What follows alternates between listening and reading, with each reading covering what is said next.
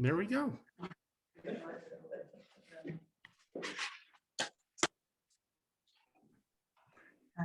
Hi, Oh, I'm Richard. hi, Lang, Richard. Director of the County Library System. And I welcome you today to Watercolor Landscapes Made Easy with Judy Gonet.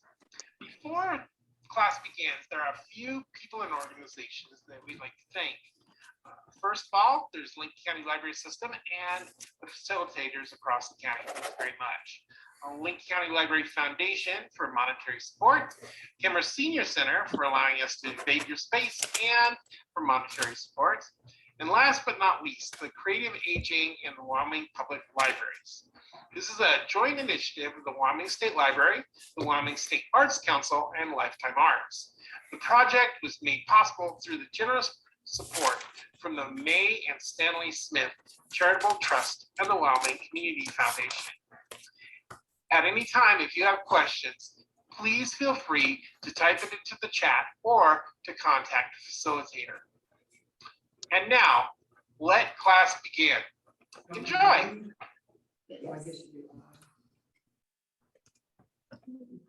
All right, Judy, it is all yours. Okay. Am I on camera now? Hi, everybody. I don't know what my picture is. That's all right. We're going to look at the picture. Okay, so everybody, today we are going to be doing the exact same thing we did last week. Only we're going to do it a little bit bigger. I could never, okay, so, woo, like that. Okay, so we're going to do it a little bit bigger. And we're going to introduce two colors. Last week we did monochromatic. So this week we're going to be introducing more colors. Can never see target. You're just going to have to look at it upside down. You'll be fine. We're all artists, so we can do things upside down, okay? So everybody inside of your packet, you should have postcard size, okay? I want you to take that out and I want you to tape it to your board like this, okay? And only go in about 1/4 of an inch onto your piece of paper. And then give us a thumbs up when you've got that done. Do you see the thumbs up? Okay. Let me know when you get the thumbs up.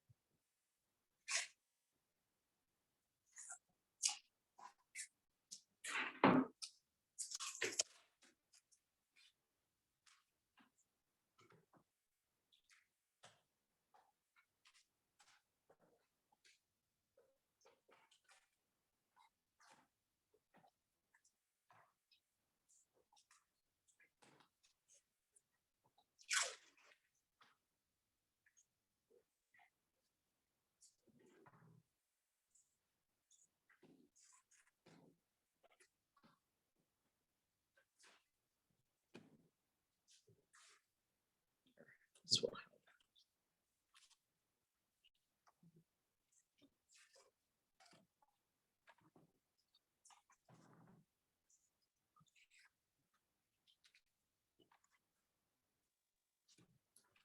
Thumbs up, anybody?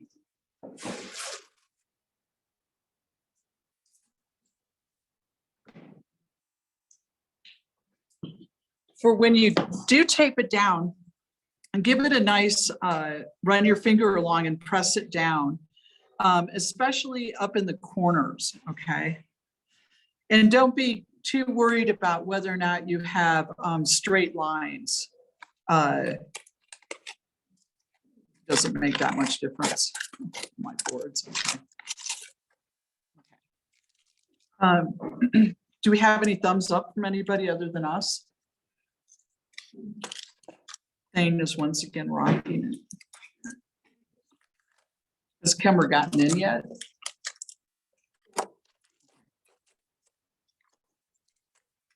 No, they have not. Okay, no, they haven't.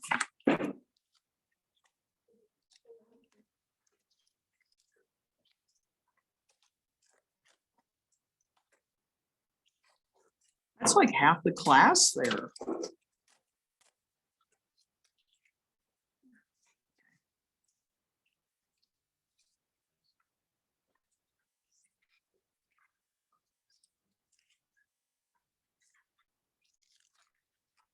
Okay, well, everybody's taping that.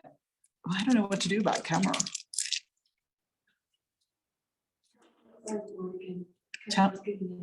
Pardon me? I'll catch them up here. Hold on.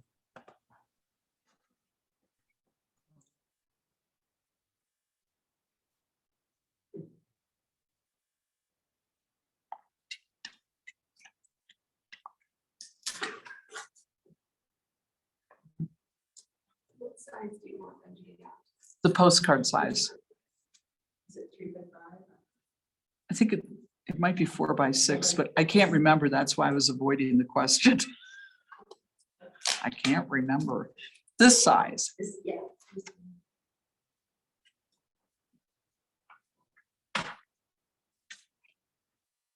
You guys, I don't really want to rush too far ahead. We're gonna put all of our paints into our palette today. Don't do what Cindy just did. I'm just refilling the ones I have. And I made a mistake last week in having you put them in, because I'm gonna show people how to put them in properly. Oh, But if you've already put some colors in, just work around it, okay? How many colors do we have? Okay, white we won't put in there at all. Black, 1, 2, 3.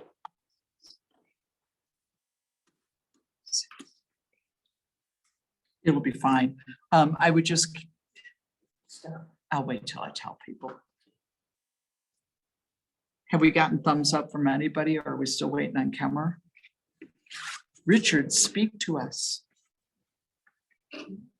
Hold on here, Judy. They can actually Yes. see you. So I would say go for it. Okay. Okay, have we gotten thumbs up from Cokeville, yep, thumbs up from Cookville, Afton, thumbs up from Afton, and Alpine? yes. Okay, all right. Now everybody's got that taped on there. I just want you to set that aside for now, and I want you to take your palette, this palette, all right? And what we're gonna do is we're gonna put our paints into the palette properly. Hey, I lost a yellow. Last week I had you put your paint into the wells. I'm gonna tell you how I put my paints into the palette. And then you can put your paints in the palette however you want. But if you have put a blue, a dark blue, and a black in there, try and keep your yellows and your reds away from them if you can leave a gap. All right, so normally what I do, how did I lose that yellow again? Is I put my yellows together. Okay, so I just put a little bit of a dab down at the bottom like that. Okay. That was my lemon yellow, followed by my cadmium yellow, right next to each other, okay? And then I'm just gonna skip one little well, and I'm gonna put down my alizarin crimson. And I'll give you guys will all have time to do this. I'm just showing you how I do it. And I'm just putting a little dollop. I got in trouble last week with the dab, so I'm gonna call it a dollop this week. A little bit of a dollop, all right? So I have put lemon yellow, cadmium yellow, skipped a well, alizarin crimson, cadmium red. Okay, the next are gonna be my blues, and I'm gonna go with my cerulean blue. This one, again, I'm gonna skip my reds and put the cerulean blue in there. And again, if you already have paint in your well, just put your paint in however you can get it in, but do try and keep the darker colors away from your lighter colors. Okay, and then there's blue, my ultramarine. So I've gone lemon yellow, cadmium yellow, skip, alizarin crimson, cadmium red, skip, cerulean blue, and ultramarine blue. And then I'm going to put my sap green right next to my blue. For now, let's not put brown in there at all, okay? And then put my black in. I'm gonna put my black next to that green down there, okay?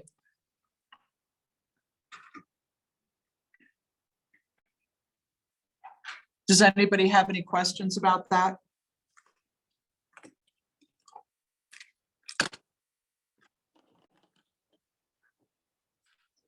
And then give us a thumbs up when everybody's got their palette looking somewhat like that. The reason that I put all of my colors on one side as opposed to using the whole palette is so at the end of the class, you can close your lid like that and then lay it flat. If you put colors in both sides, you would have to wait for one side to dry to close your palette, okay?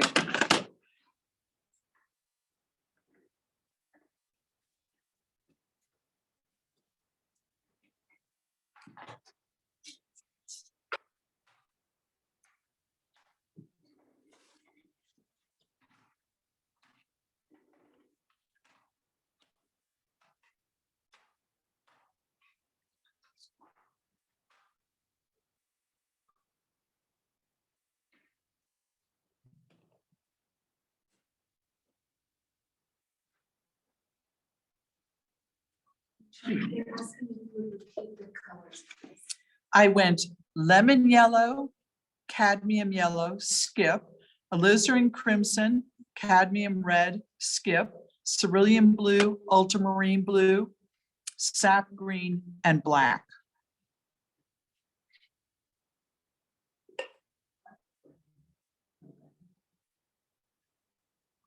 Did you say you like the green?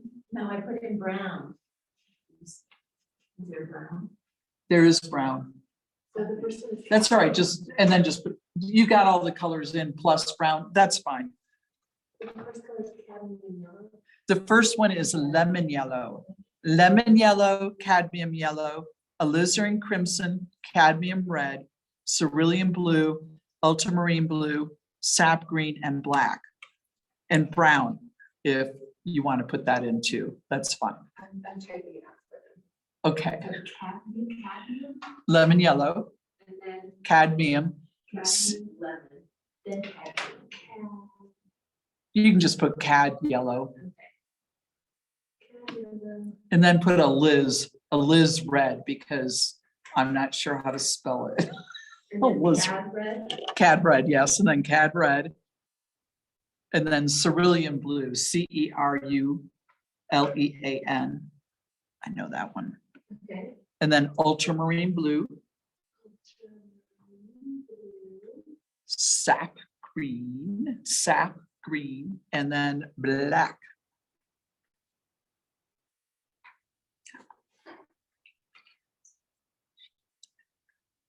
I have to be somber. Okay. Okay, everybody be somber. You can't laugh. Well, I'm wanting to dance and laugh, and which my friends appreciate, but my family does not. Oh, I think that's the way it is in life, isn't it? Okay. You skipped one between the yellow and the red. Yes. Yes, And then the blue and green and black are right next to the red. yes.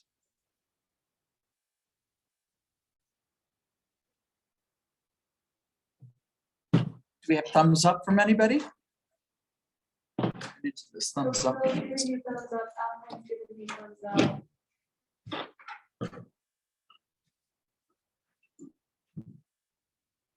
Star Valley's laughing. Star Valley, what? Is laughing.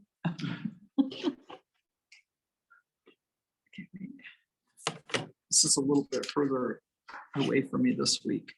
Okay. Okay, Cokeville, Thumbs up. Afton.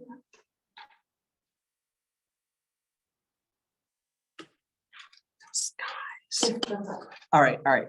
I don't know what to do about Kemmer, so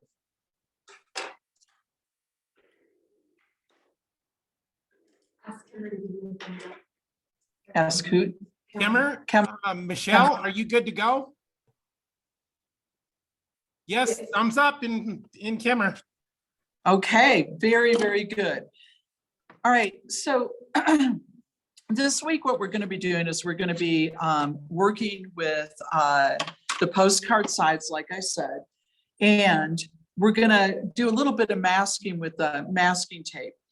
When we put this down like this, what we have created is a nice border around the painting, okay? Masking tape can act as, this is going to sound redundant and kind of silly. Masking tape can act as a mask. Okay, so anytime you want to block, because in watercolors, the way we get white is we leave white. The white is always the white of the paper, okay? So anytime you want white, either you have to not paint it or you have to mask it.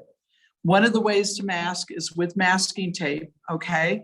One of the things I will say is that on this kind of paper, when we go to the end, don't anybody peel that off without instructions first. I'm going to tell you how to do it, but I'm going to tell you not to take it off until I tell you how to do it, okay?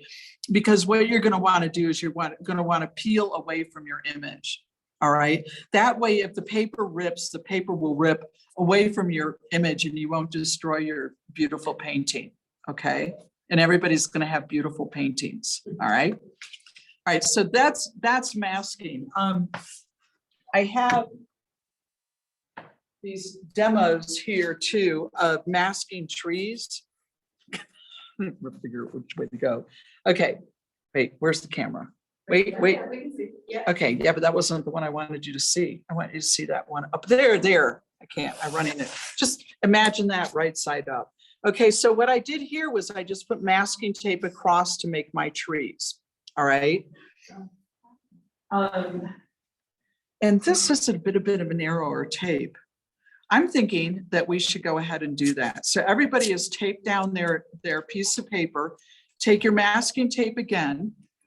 And then what I want you to do is just take a piece and kind of angling it in just a little bit slightly. Put one down there and then maybe one over there too, okay?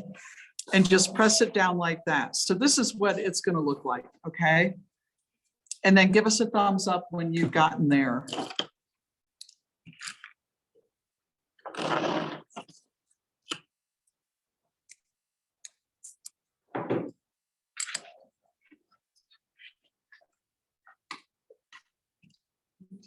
I just deviated from my own lesson plan. I hope I don't screw it up.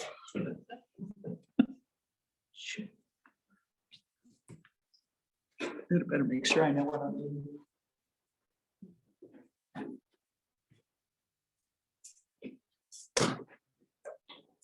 I can handle spontaneity.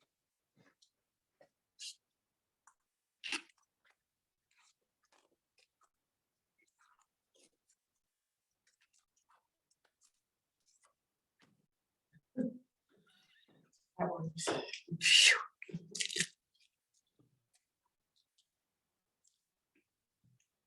Not used to following directions, my own included. Okay, so everybody will give a thumbs up and they've gotten there. Thumbs up, Kevin, thumbs up, Alvin, thumbs up. I can't really see afternoon people. The camera's pointing to lights. After, we're going to assume that you're ready to go. All right. Okay, we are going to do this image. All right. This is going to involve two colors. We're going to use our cadmium yellow and our cadmium red. All right. For now. Okay, for our background. Also, I just want to take a minute to say that when we do a painting like this, where we're putting the color down in the background, and then we do the painting on top, basically what I think of this as is though it's it's kind of like having a background when you're on stage, you know, when the theater is on and you have the background and then everybody's acting in front. So this is just our background. And then we're going to make our painting on top of it again. Okay, just like we did last week. Only last week we did monochromatic, which was just blue or whatever color you decided to do. This week we're going to be doing 2 colors. All right. And now I'm going to move this right here. You have your palette set up like this, or however you guys have it set up. Today, we're going to use our number 12 brush. All right. But we're only going to use our number 12 brush to put water into our color. Okay. Or water on our palette. I'm sorry. We're going to use it kind of as a dropper. When I work with droppers. Okay. The reason I work with a dropper like this is because I'm always adding clean water to my paint. All right. When we're using water like this, sometimes your water, especially with one container only, it's going to get dirty. So what I'm going to suggest we do at this point is this is our mixing area. These are wells.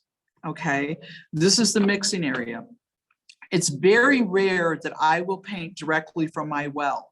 So what I would do is I would put about 3 drops of water in the middle of this mixing area, go over here and put 3 drops over here, just using your number 12 brush to transfer clean water, and then put 3 drops up here. Okay. And then switch to your number 8 brush. It is a number 8, isn't it? Yes. Number 8. Whoop. I don't know which way to turn it. Number 8. Okay.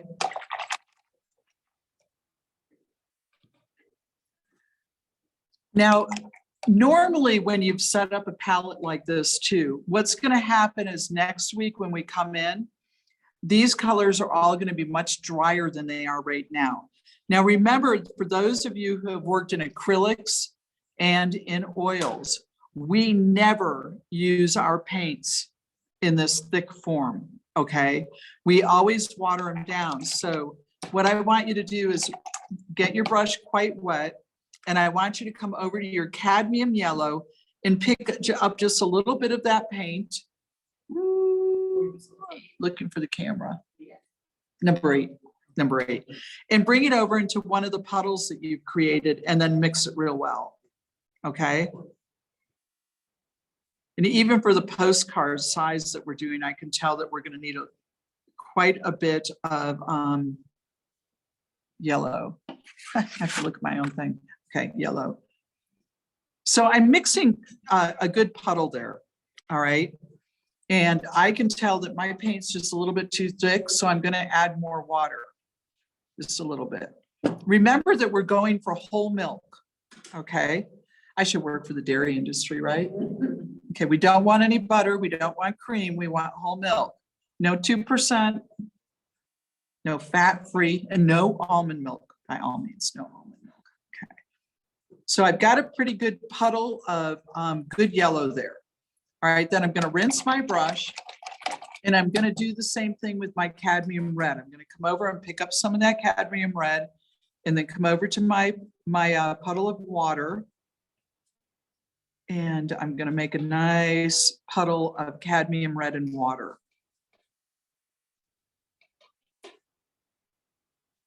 I kind of think of water as the transportation for my color, okay? So there's a nice puddle of red right there. I might need a little bit more.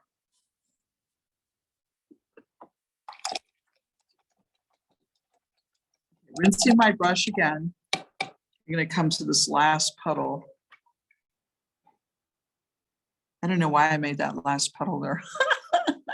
Let's do cerulean blue in that one, okay?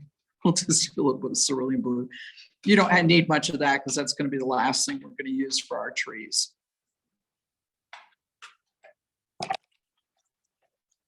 Okay. So when everybody has their palette looking like that, give me a thumbs up.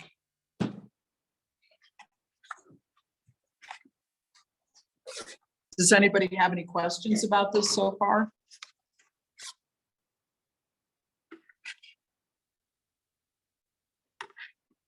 You guys can ask questions here too. You're right here with the teacher.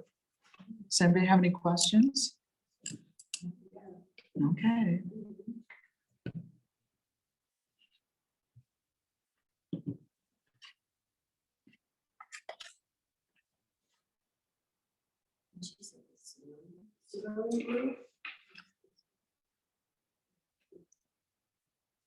Is anybody leaving their brushes in their water? I didn't want to point fingers or say your name. Busted. Remember that in watercolors, we do not leave our brushes in the water. It will ruin your brush, okay?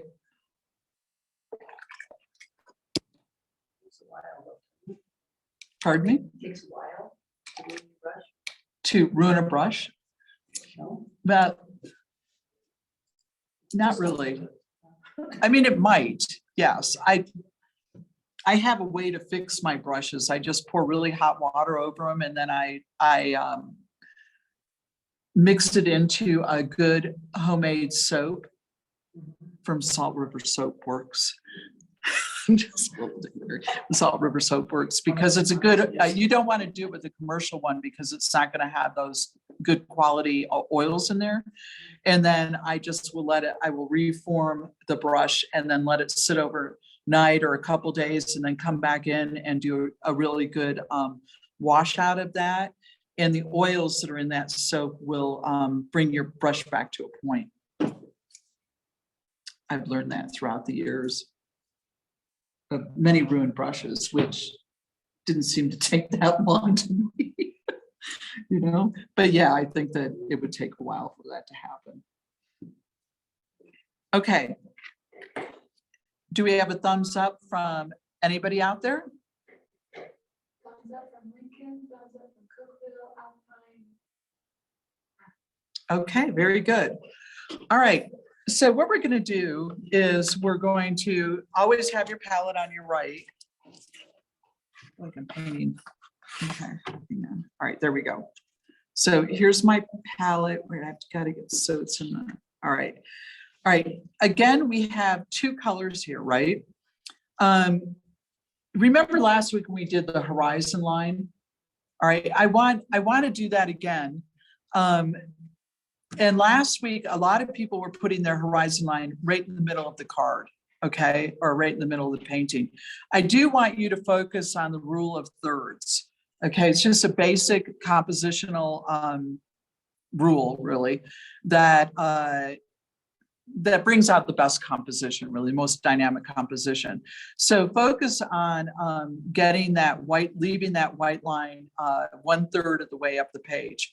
What I'm going to do is I'm going to paint my yellow first, going up the page, and then I'm going to bring my red down into that yellow. All right. Now, last week, we also did paint with clear water first. If you feel confident in your painting ability, then we can go right into color. If you feel a little less confident about that, then just put water on it first. The water will give you the flow of color. Okay, it will also make it less intense, but it will give you that good flow. And sometimes when you're feeling a little nervous about getting the paint on, then you can put the water down first. In watercolors, a lot of times you want to work quite quickly, because if you don't work quickly, you will end up with a hard line going through it. That's something that happens with staining colors. And I don't want to get into too much details about which colors stain and which colors don't stain. It's just best to work quickly. It's one reason that I always set my paints up first, so that I'm not painting one color and then going to mix other colors. Well, that's drying. What we're doing is called a wet into wet technique. It's the most difficult thing to do in watercolors, and that's why I like to teach it first, because once you've accomplished that, you know, you can do anything with watercolors, right? Everybody's smiling and say yes, right? So I'm going to do one where I'm just going to go in straight with paint. Okay, I'm going to go in with my yellow. Am I painting right side up? I am painting right side up, right? It's kind of hard for me to think that way. Okay, I'm going to go right in on what I call my horizon line, about 1/3 of the way up the page. Okay, like this. rinsing my brush, I'm going to come in with the red and I'm going to paint down. Okay. And I'm going to go right into that yellow. Just a little bit. Just like that. All right. I just added a little bit of water and I put a stroke of water in there. I'm going to lift up my paper like this. And you see how that is moving, how the paint is moving down there. This is the beauty of watercolor right there. You see how it's blending by itself. This is also why you want to make sure that you're doing this over your paper towel and not the rug in the library, or we'll get in a lot of trouble. Okay. Okay, so does everybody see how it's moving? All right. And then taking your paper towel, a clean paper towel, not the kind of paper towel that I'm about to present to you. I'm just going to simply wipe up my tape like this a little bit. Okay. Now, right here, I can also see right away that I have a white line at the bottom. So that's all you're going to do for now. In the bottom of the page, you're going to do the same thing, and you're just going to bring in a little bit of red, and I'm going to go up and leave that white line. Okay. Just like that. And then clean up my tape. All right. And then we're going to set that aside and let it dry. Okay. I will also point out, if you can see it, that I'm getting a little bit of a bead of paint and water right there. If you very carefully just take your paper towel and pick up a little bit of that, that's all you have to do there. It's not a big deal if you have that bead, it will just appear as a little bit darker. Okay, so this is what everybody should look like when they're done, more or less. Thank you. So I am painting upside down. All right. We'll figure it out next week. I can do it. I can paint upside down. All right. But as I said, my trees may go to sad trees. It's all good. Now, if there's some of you out there that are just a little bit faster than other people, or the rest of us, we do have more cards. So you're more than welcome to work on, to do a few more cards. You don't necessarily have to have it taped down. I'm sorry, I should have mentioned to you why we're taping it down. The reason that we're taping the paper down is to keep it flat, okay? If we were painting this and we did not have it taped down, it would tend to go up like this, right? So it's just a matter of keeping it flat. Almost always we do some form of taping it down, or if we have a foam core board, we'll staple it down just to keep it flat. And the reason you want to keep it flat is because that way you don't have a lot of, your paint doesn't puddle, okay? I mean, it's all right if it does puddle like this, right? Some puddling actually going around here. But if you're looking for a really pristine blue sky, say when you get further down the line, you're going to want to keep it flat. Okay, everybody give me a thumbs up when they've gotten that far.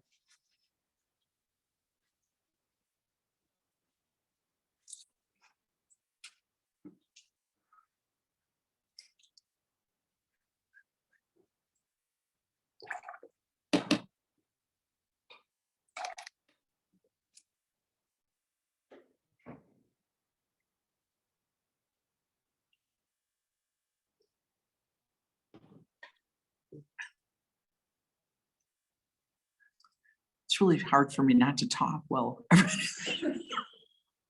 Tell stories. Well, I might distract people from their artwork.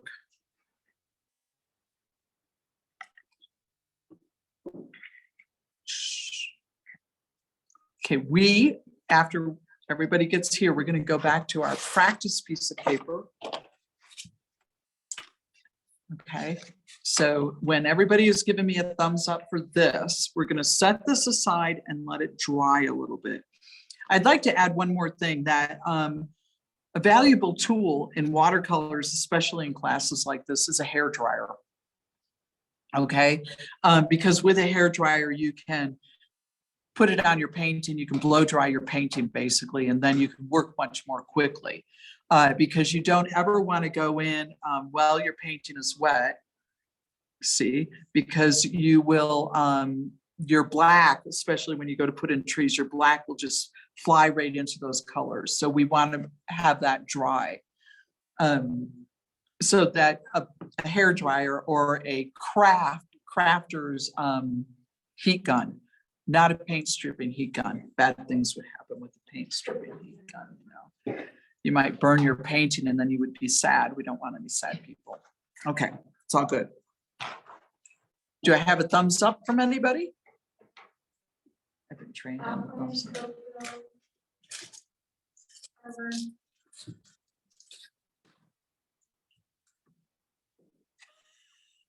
That was me breaking chocolate. Okay. Well, we're waiting for Afton and Everyone else gave me thumbs up. is that Judy again in Afton? Is she alone again? Okay. Can you see her? Yeah, they're waving to you. I'm waving back.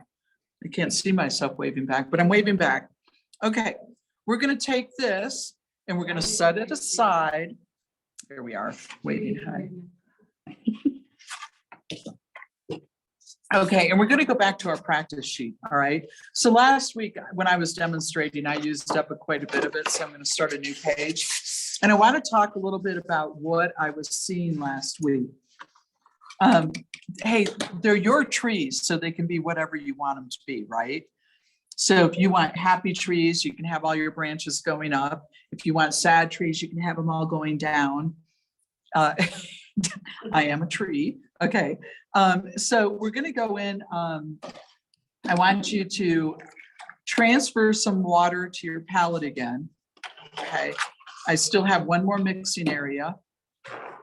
After I put my blue in there, I remembered that's where my black was gonna go. So we're just gonna ignore that little mistake and put black over here, okay? Again, use your number 12 to bring your, because it holds the most water, that's why I'm saying use it for that, for water transfer. And then come into your black and mix a nice puddle of black. Okay. There's my nice puddle of black.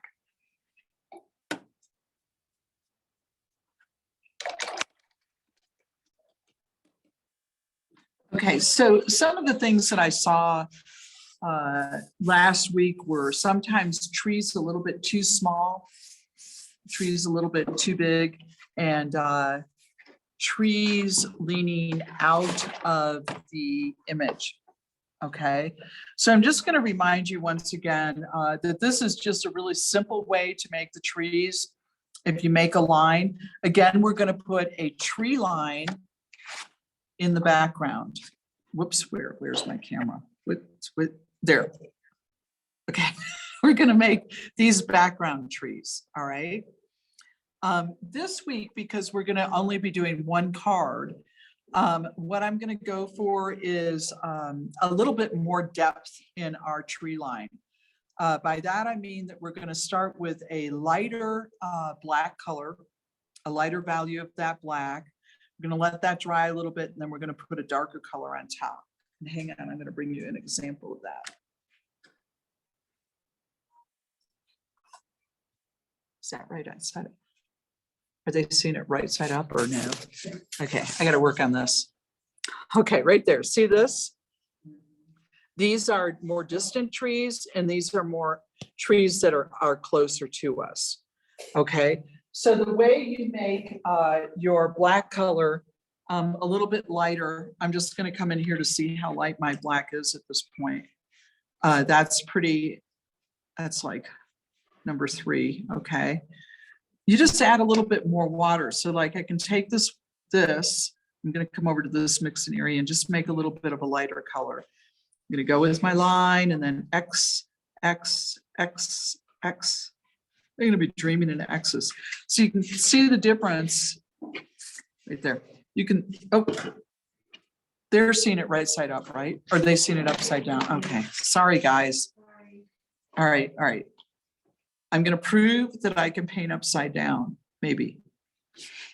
Okay, line, and then X, X, X, X, X, X. I can paint upside down, but my tree didn't look very good. Okay, so anyway. All right, so we're going to start with, on a scale of 1 to 5, I would say that this is about a 2. Okay, a 2 in value. This would be, yeah, about a 2, right? You can get even lighter. Again, remembering that in watercolors, the first value is white, and that is simply your paper. Okay. All right, so some of the things that I noticed last week when people were painting this kind of tree was that they, like I said, we're not making it quite tall enough.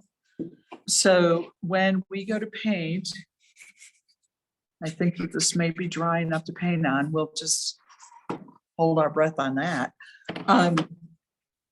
Actually, I want you to practice a little bit more. I want everybody to practice and then tell me when they feel comfortable with it. Oh, golly, I have to do it upside down again. Okay, I can do it. I'm gonna do a line. I'm gonna have this up. Remember, you're making a tree line. So what you want is when you're doing your X's down this way and you come with your next tree, you want to vary the size of it. I put it right next to it and I'm doing my X's down. And what is it that we're trying to do with our X's is we're trying to create sky holes. So remember that the space between the branches is super, super important in order for that color that you put down to come through. I think I have another example. Oh, look at, I just whipped that one out. Okay. So you can see how the color comes through on these, and that's what you're trying to create. So work on that and just like do a line, a tree line going all the way across. And then we're going to do a few more of the leafless deciduous trees too, because there was just a little bit of difficulty with that. So when everybody has done a line of your conifers, then give me a thumbs up. And if anybody has any questions about this, let me know. Also, I will say I was using a number 8 brush, but I just remembered that if you use the rigger, it's actually much easier for you to get those sky holes because your line is a little bit thinner. Remember? I forgot that. So here's with this, X, X, X. What number is the rigger? I'm sorry, I called it a rigger, but it's a liner rigger thing. It's just a brush with long and not a whole lot. So it's a different kind of brush. Yours says what? 1. Yeah, 1, number 1, thank you. Number 1 liner.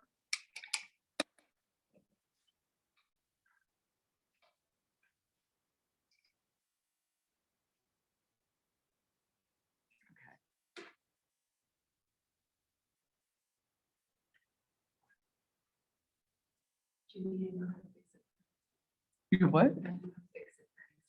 Okay. I'm gonna have nightmares about being upside down. I can do it when I'm not in front of people. But I only need to do it when I'm in front of people. Okay. I'm not sure if I'm gonna be able to do this other tree upside down, though. That's gonna be the question. Okay. Do we have a thumbs up from anybody? How about a thumbs up from my own group? How's everybody's? I'm gonna run around. See you guys later.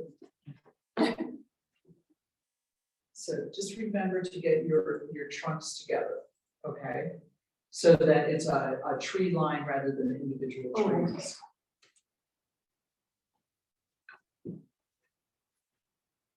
Like this. So you see bunches of trees.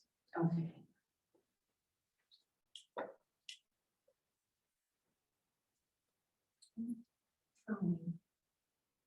Good. You're good over here. Yeah. Where did you switch to a little Yes, brush that then? was Yes. the bigger brush. This is- Yes. Well, see, last week you were doing this sap tree. This week you're neutral. Good. Your trees last week were fine too, though. So good job. Again, we're going for. No. Okay.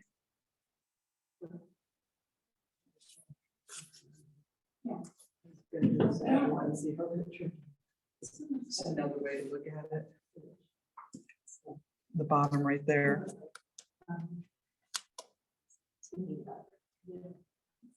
And you can see how the sky holes are really important for that color to come through. Basically, what I'm teaching you is I'm teaching you about color, and then we're using plain black on top of that color in just a different values to create depth. The teacher just got paint on the table. Okay, don't do that.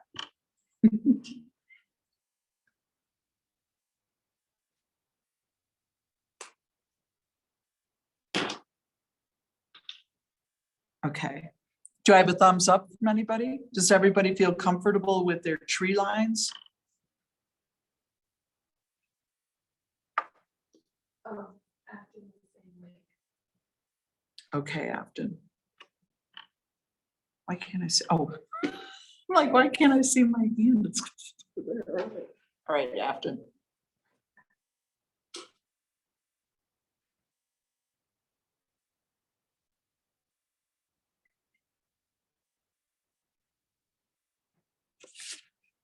This over here, I can't.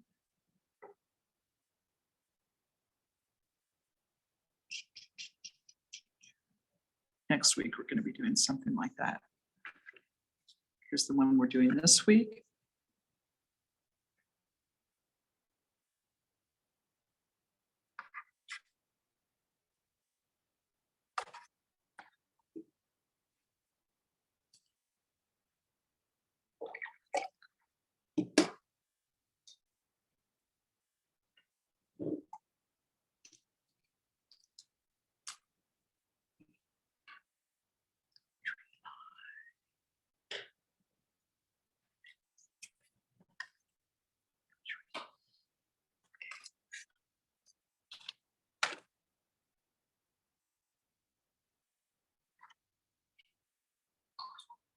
Do we have a thumbs up from anybody? Thane is ready. Alpine, Oakville, Afton.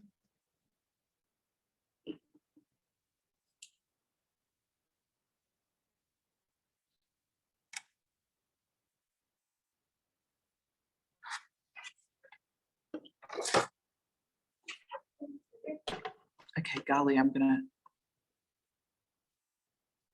gonna have to do a tree line. All right. All right, so did we get a thumbs up from everybody? Yeah. Okay, good. Starting with a relatively light value. What I want you to do, I honestly don't think I can do this one upside down, so I'm gonna try it this way. Okay, so what I want you to do is we're gonna paint the tree line. And remember, I was saying that some people went a little bit too small. I want you to vary the height. Okay, I have to think about how we're, okay, X, right? And then so this is relatively light. And I come over here and do this, okay? And you don't need to worry too much about the bottom. Just, I forgot. I'm trying to do it like I'm teaching, like I do it. Okay, just back and forth. You're gonna come to that tape, just go right over the tape because it's gonna mask it, all right? I'm probably just going to, and you're gonna go straight across and just vary the height. Don't make it too small and don't make them too tall. Make them just perfect. Okay, everybody? Just perfect, perfect in every way. Okay, so up, down, down, down, down. You notice that I'm stopping right at my white line.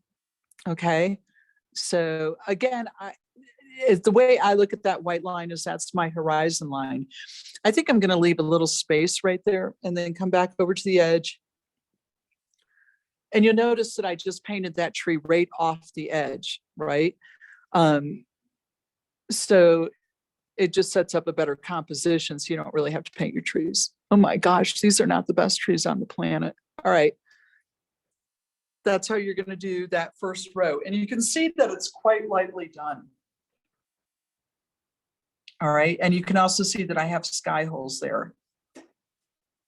So just paint a row of trees, your tree line going straight across,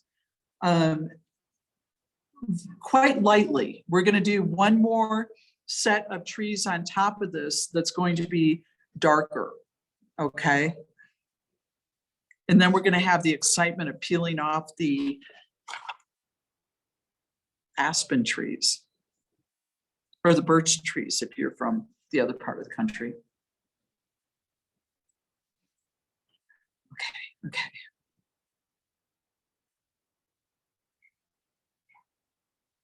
I'm going to get up and move around again. Come over and check it. People are doing it. Excellent.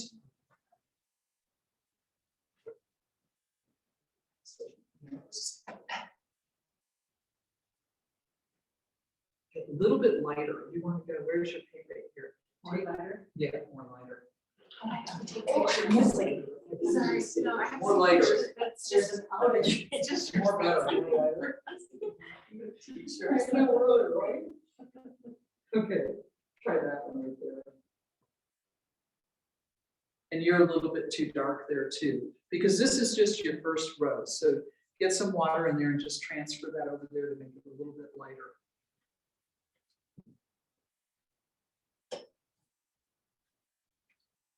See how the first row is just a little bit lighter there? Okay, and then the second one will be that other dark one. So you just have to water it down. If your black color is too dark, you just simply have to add water to lighten the value of it.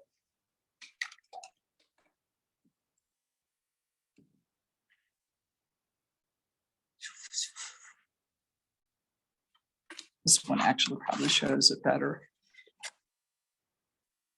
So you can see the lighter trees in the background. What we're doing right here is we're creating kind of an atmospheric perspective, where as the trees go further away from you, the lighter they are. I mean, we live in the mountains, right? So everybody's looked at these mountains a lot, especially towards Idaho.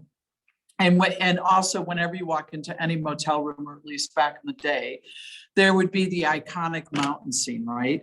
With the mountains would be much darker in front, and as it went further back, it would lighten up and also become more blue because of the atmosphere. All right, so that's basically what we're doing. I mean, there's perspective where you're using 1 point perspective, 2 point perspective, 3 point perspective, where you're measuring everything with rulers. And there's also a way to create perspective or distance with your value and also your color. If I'm doing a field, for instance, and the field stretches out in front of me, I will put more blue in the distance of the field and more yellow up front, because blue is a cool color and it creates distance. In this case, we're working simply with value with our black. And so the further away it is, the lighter in color it is. I mean, everybody knows what I mean about the mountains, right? I mean, we look at them every day. We do. Unless you're living in the woods. Okay, all right. Thumbs up when everybody has their first line down. Outline.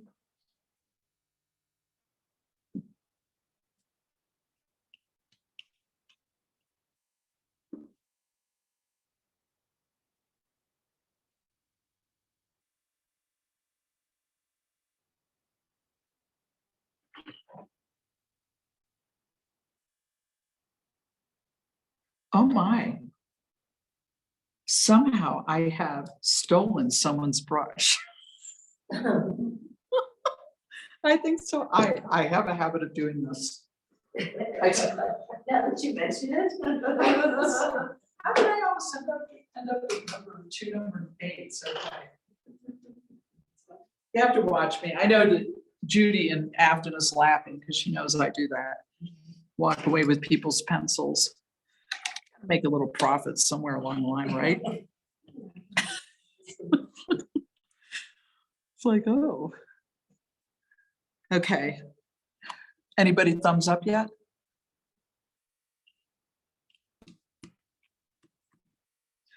Right now, if you see me pressing on here, don't do that. Okay, I'm teaching, so I can do, all I'm doing is I'm feeling it to see if it's dry enough. Generally speaking, in watercolors, the way you test to see if it's dry is you would put the back of your hand on top of it, and if it feels cool, then the paper's not dry yet. Because we're working in a period of an hour and a half, we are working a little bit wetter than I normally would, okay? So if I'm working on a big painting, something that's going to be taking me a month to paint, what I'll do is I will put down one layer and let it sit overnight for 24 hours so that I know that it's thoroughly dry. This is not so much an issue here in Wyoming, where we all know about the dry skin and the dry everything. Things dry much more quickly here. When I was painting in Florida, it was like waiting forever for things to dry. So when you see me do this, that's just me checking my paper, and it still is quite cool. Normally I would not paint on top of this, but we're going to have at it. All right. So I'm going to go with a little bit of a darker color, darker black now, and I'm going to go right on top of these trees, but not all the way across, because I want some of these lighter colored trees to pop out. All right, so I'm just going to start right here. Ooh, that was a little bit too wet. And then X, it didn't get dark enough. If it's not dark enough, remember when I said if it's too dark, add water. If it's not dark enough, add more paint, add more paint. Okay, and then X. I'm going to be saying X a lot. Okay. And now look at how that tree really popped out there, right? I'm going to put one more tree maybe right over here, and then paint it down. Now, like I said, you don't want to go all the way across again. You just want to paint a couple of darker trees right on top. I'm going to come over here and go right between these two trees and paint down. Okay. Now, if your initial painting is too wet and you start to do this and your black paint flies into that, just sit back a little bit and let it dry a little bit more, right? So I'm coming over here too, do another one. You don't have to do them all taller than the trees that you have in the foreground. I just am somehow doing that accidentally. I'm going to go with the shorter one and then one more tall one. Okay, so you see how now we've developed a little bit of distance in our tree line. We have the darker trees which are popping out and the lighter trees that are going back in the distance. Okay. So give me a thumbs up when you've added. I'm going to give you how many trees to add. 1, 2, 3, 4, 5. So add 6 trees, not evenly spaced. As artists, we never do anything evenly spaced, okay? Never make any 2 intervals the same.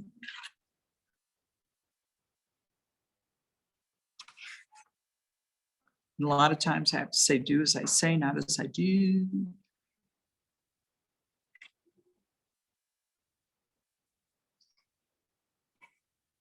I'm going to jump up and run around. I like jumping up and running around, so you have to jump up and run around. And you don't have to jump up and run around. Perfect, perfect, perfect. Cindy is made happy trees. I once had people ask if I could teach more like Bob Ross. I had never seen him teach, so I had to go home and watch it. Excellent. Look at when you get that really dark color, how that the light yellow really pops out. So remember always that contrast creates clarity. Excellent. Excellent. Something I can't emphasize enough, and it all has to do with value, the value of your color. If you want a dark color, you don't use yellow. Because yellow only can get so dark, no matter how dark you make it. All right, when everybody has their second line of trees, we're going to peel the tape off. This is going to be a moment of excitement. And if anybody tears their paper, please no tears. I'm sorry, I can't get chocolate to anybody who does that, except here. Okay. So we're gonna do ours purposely. You can do what? We're gonna purposely eat chocolate. Yes. It's for anxiety. Okay. I've often said that if I ever become famous or pass away before I become famous, that you'll know my artwork by bits of chocolate that you'll find in it. Like, oh, well, we know this is a Gonet Jones original because there's some chocolate in there.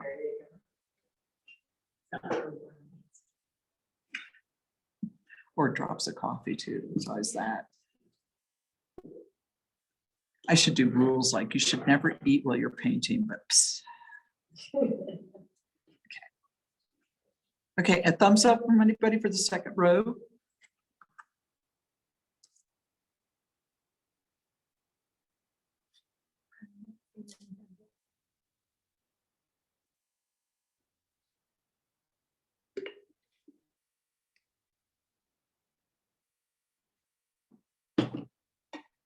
Did anybody watch the hurricane last night?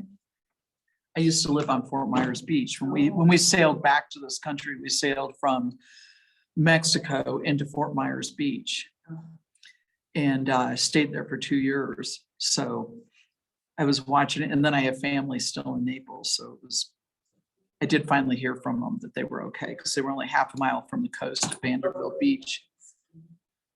Yeah, and a ground floor, condo. Yeah, I mean, I haven't been able to get in touch with them since last night.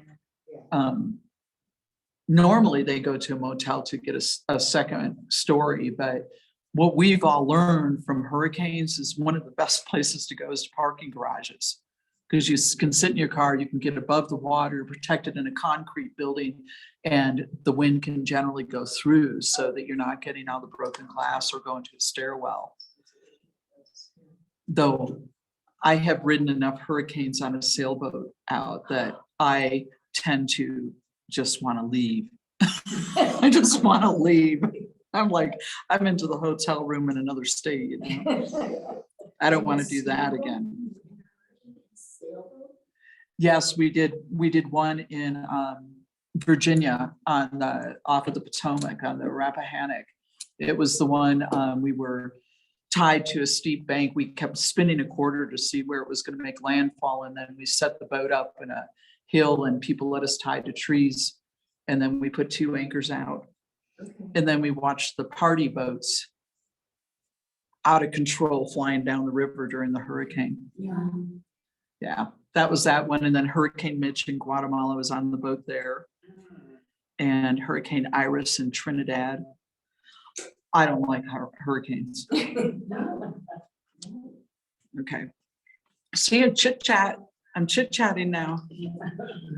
Do we have thumbs up from everybody for that second line of trees?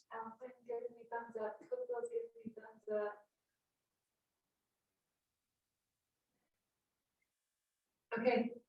I should be teaching palm trees today, but I don't know how to paint those. It would be like, everybody's got thumbs up. All right. Okay, we are going to peel this tape off carefully, everybody. Okay.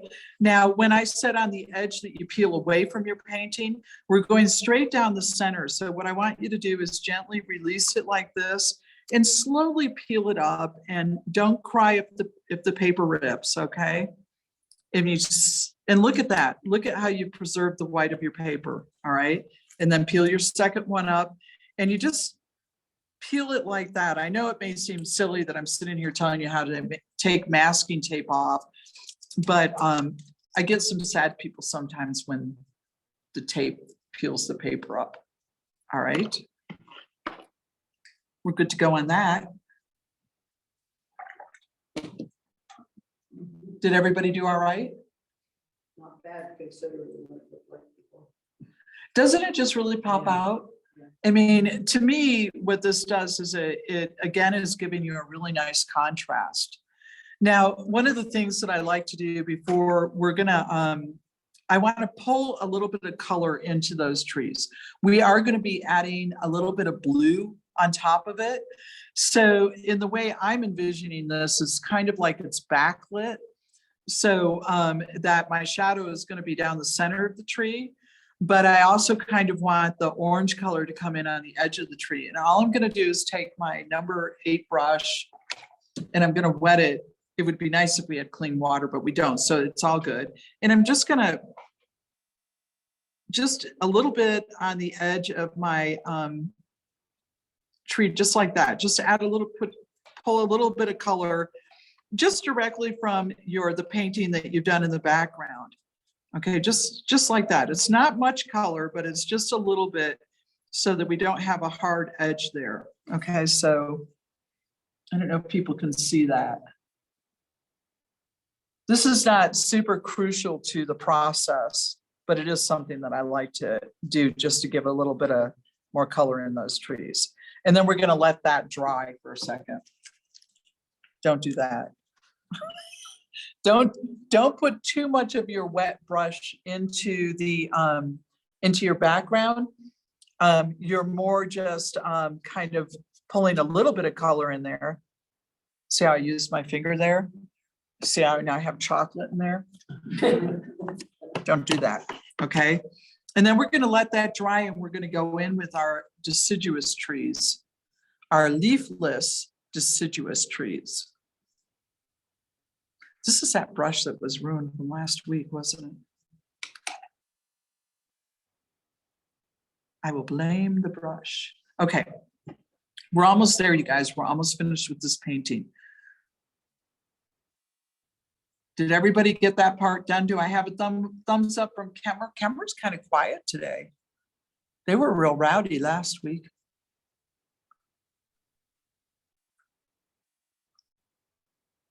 Thumbs up from Afton, Cokeville, Alpine, Thane. Cookville's got thumbs up. Alpine's got thumbs up.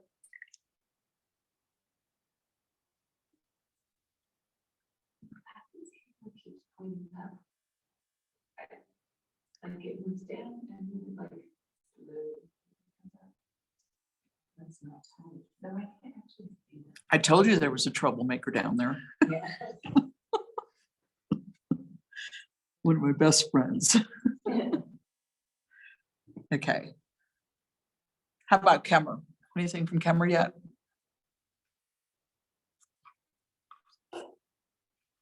You can barely see the color that I have dragged over. But you guys can see it on your own painting, right? Just a little bit of color. It's like a blush, a little blush of color. Because you don't want stark white, and in reality, you don't really want it those super straight lines. So there are ways to avoid that, right? And one of them is to just draw a little bit of the color in.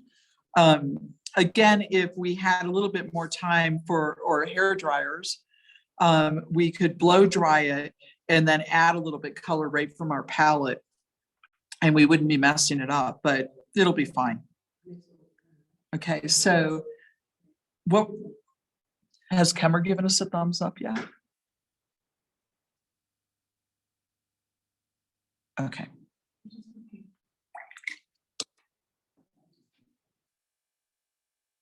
You can't.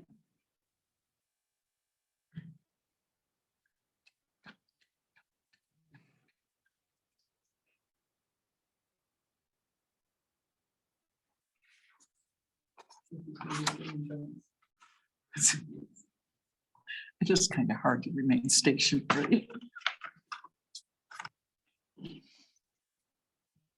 That was cruel.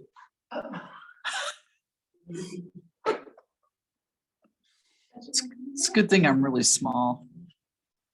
Not really. Okay. Kemmer, are you there yet?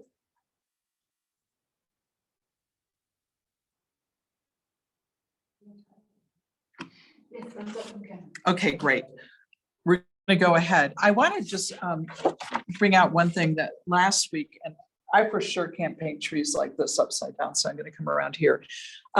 When you guys were painting trees last week, what I had was a lot of people that were doing this kind of thing, and then they were making their branches curve like this, right? Generally speaking, and I know that there are probably trees out there that have curves like that. Generally speaking, your branches grow straight. Okay, so let's try and work a little bit more on getting straight branches out that come out like this. All right, it just takes a little bit of practice. Okay, the other thing that I want to point out is that when you're working on something like this, there were some people last week who had their trees. This isn't a good example. Where's another example I can use? Here, I'm going to make a tree on this one. There were some people last week who were doing trees that were going off out that way. Okay. This is just kind of a rule that I have, that when you're at the edge of your painting, you generally don't want to shoot somebody's vision out of your painting. All right. So when you're on the more on the edge of the painting, if anything, you're going to have your tree leaning a little bit in. The reason is that when someone's viewing it, they're just going to look at it and go right out. Right. And instead, what you want to do is really bring people in, bring people's view of your painting in. Oh, look, remember what I said about the curved branch, and then I did one. So those are just a few of the things that I noticed from last week, and also that people weren't going nearly tall enough in some cases. They were doing trees like that. All right. So we want to make taller trees. Okay, so I'm going to go back to this one, and what you're going to do is we just need a few nice little trees. I would take them all the way to the top and put some branches on there. It's, maybe put like four or five trees in there, and just do it real quickly. You don't even have to get more paint on, because then the trees will get lighter. Don't go over that white. Okay, don't go over your white trees. Has anybody gone over the white trees yet? Don't do that. Okay, so there you go. I remember now why we were going to keep the tape on until we were done. Okay, so here's another one, and make it, different heights. That's all good. Don't go over the white. I'm going to remind you of that one more time. And remember when I said about not leaning out, I just leaned out. Okay, so I just had to add that one in there. All right. So just a couple simple, quickly done leafless deciduous trees.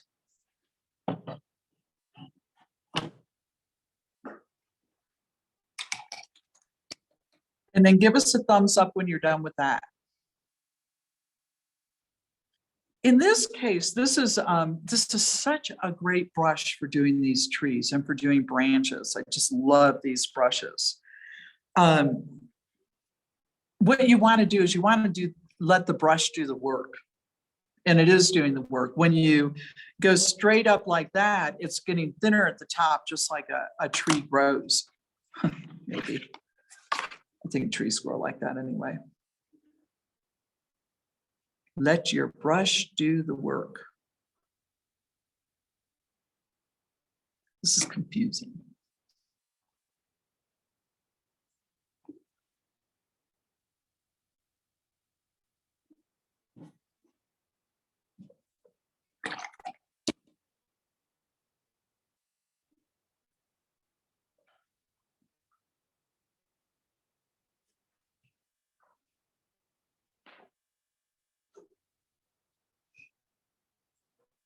Good.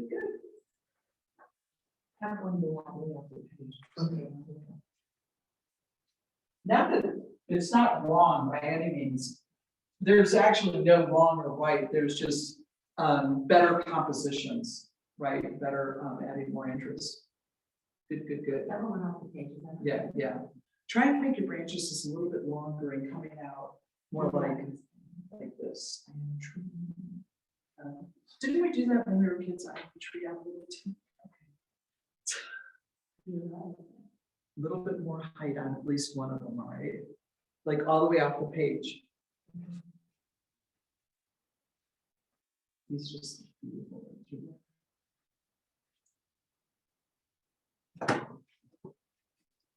Okay, so thumbs up when everybody's gotten that done. If there are people that are done, you might want to use this opportunity to clean up your paint so that when you close it, it's not a mess. Leave the blue, don't, but I'm just going to clean up this. You guys can't see what I'm doing, sorry. I'm just gonna, well, I'm sitting here waiting. I'm just gonna go ahead and wipe up my mixing area. You always are gonna leave your paint in your wells, okay? That's gonna stay. But at the end of a painting session, what you wanna do is clean up your mixing area.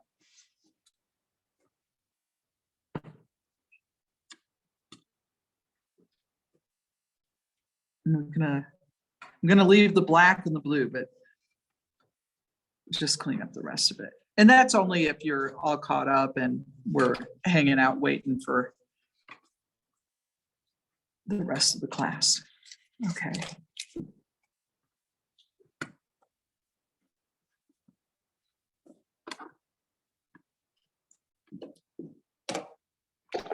Again, these are called wells and these are called mixing areas, the mixing areas. And this is a great little palette too. I really like it. Do I get to keep my stuff? Yes, ma'am, eventually. Oh, Richard. Shocking, Richard, have isn't you it? been- I am here, but just not, Richard, you've been here all along. you betcha. Glad we didn't say anything about Richard. I was so sad that you're not here this week, Richard. I was looking forward to meeting you, but that's all good. I'd All best right. stay home. Yes, exactly. Ooh, ooh, ooh. Okay, thumbs up from everybody. Are we all done with our deciduous trees? So everybody's painting should look somewhat like this. Somewhat. I'd put that word in there. Okay. Anybody giving us a thumbs up yet? Fine. Thank you. Is Lincoln Afton? Start out. Where's Lincoln? That's Kevin. Oh, I'm sorry, Kemmer. I didn't know you were called Lincoln. I was just proud of me for myself for saying the name of your town right.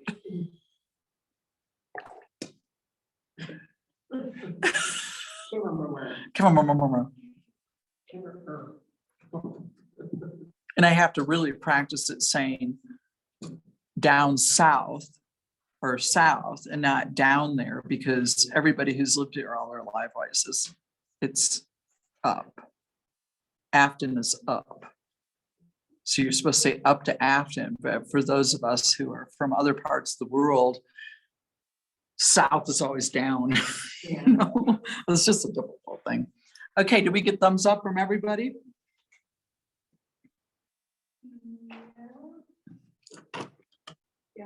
Okay, now this part, I'm going to paint this inside of the tree right now, all right, with my cerulean blue. I have quite a light color, a light value of cerulean blue. Cerulean blue is inherently light in value, but I'm making sure that mine is quite light, okay? And all I'm going to do here is I'm going to paint straight up like this, okay, right in the middle, just like that. That's all. I want you to try not to paint the edges, just go straight up the middle, just like that, okay? And then you're done. You can pick up a little bit of that paint, just like that.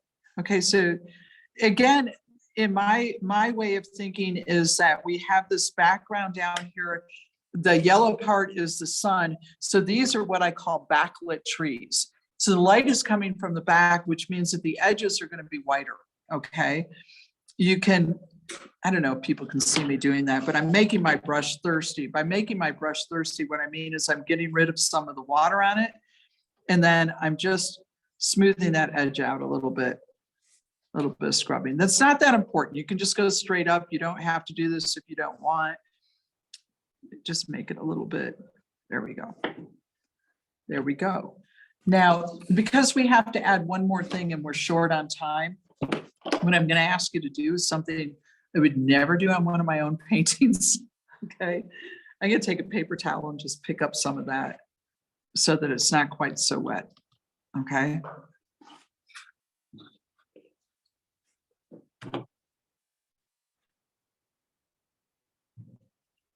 Okay, so everybody's got the blue down. Perfect.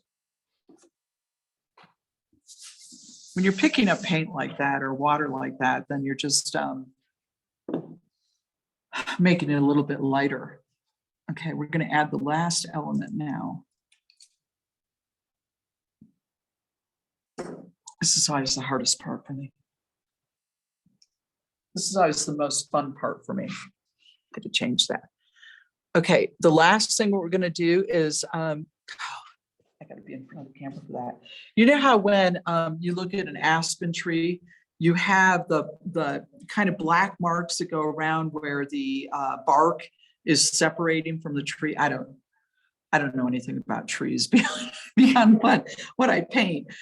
So we're just going to give some of those lines around the tree. All right, and also it gives it a little bit more definition.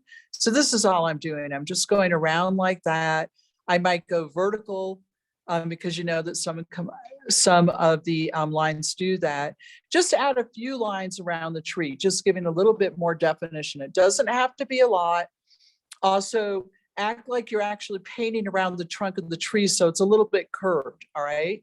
If you forget to do that or you don't do it right and it goes straight across, that's fine too. Okay, so don't do that. Don't do what I just did. Okay, so it's just adding a few more lines and giving it a little bit more interest. I mean, you know that you also get sometimes a little bit of an eye on the tree. So if you want to do that, you could too. Sometimes in a beginner class, when we're doing a bigger image of this, I'll let people whip out a pen and do that part of it, right? But with your liner brush, it should be relatively easy. Okay, so everybody can see that?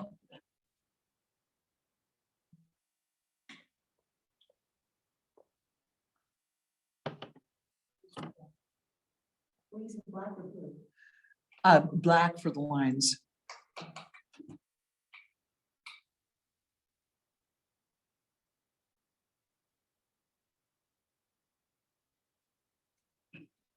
This class goes too fast.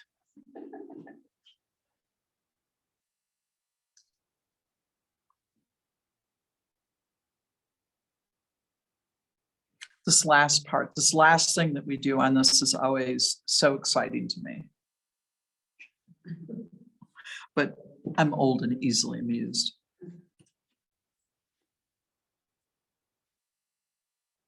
Okay. All right, so when you get the black lines done, we're going to peel off our tape. Okay, now I want everybody to remember that when we go to peel off the tape, you always peel carefully and you peel away from your image. So I'm peeling away from my image. Peeling away from the image. Away from the image. And away from the image. Whoops. There will be no whoopses. Okay, away from the image. And then voila. Everybody has made a lovely painting. Woo. Right? Cindy over there, oh yeah. Do I hear an oh yeah from the other table? Oh, yeah. Oh yeah. See, from my point of view, that when you do this edge, it just classes it up a little bit. It's almost like you're putting matting on it, you know, and framing it. So, I mean, if you look at the difference between the two, the two, I mean, this is perfectly fine too. But if you wanted to set this up, and I think everybody should go home and set this up on your, I don't know, mantelpiece or something like that. Everybody who walks in is going to go, wow, look at that painting. You know, you don't even have to frame it or anything. You just stick it up there, put it on your refrigerator. Okay. Does anybody have any questions? Cindy, let me see yours. Very good. Look at that. It's lovely. You got some dark one. I think Lori was a little jealous over there. Wow. So facilitators, go around and take a few pictures of these creations and share them with me, and I will share them back with Judy next week. Thank you, Richard, because I do miss seeing them. Yeah, because we just don't have time to go around and look at everyone's today. So I know it was a little confusing in the beginning. Yeah. It's all But thank good. you.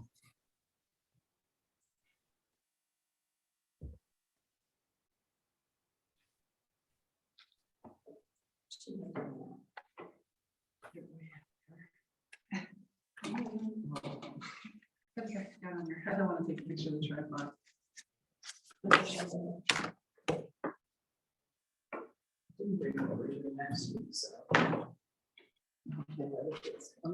Okay, and once again, I want to just say that what you want to do is you want to clean your wells out, right?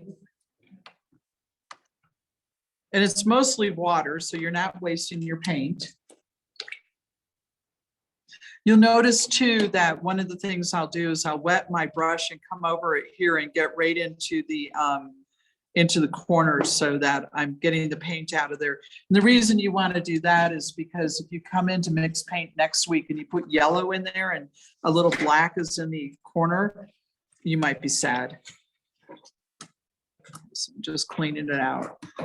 And then when you go to put it in your box, when you get ready to leave, you're going to simply close that top and then make sure you lay it flat, okay? And these paints, when we come in next week, these are all going to be a little bit drier and they'll be a little bit easier to work with than they were today. So I don't know about you guys, but I had loads of fun. I want everybody to say we had loads of fun. Do I hear Kemmer saying they had loads of fun? I'm sorry. What am I supposed to call that? Lincoln. Why do we call them Lincoln? Yeah. Why can't we say those? Because they're the county seat? Okay. Okay, the county seat. I got it. And I hope Afton had fun and Alpine had fun. I feel like I'm Romper Room now. Yeah. Remember Romper Room? Yes. I see Judy there and There's Afton. Judy. I always waited for her to say my name and she never did. Okay, well, we're not Romper Room, but I hope everybody had a good time and made a beautiful little painting that they're gonna go home and either put on their mantelpiece or try and sell to their relatives. Okay? Thank you, Judy. Oh. It's been great. It's also a postcard, so you could actually mail it. It's postcard size. Okay. Thank you, Richard. Thank you, everybody. I'll see you next week. All right. Next week, we're doing forest scenes.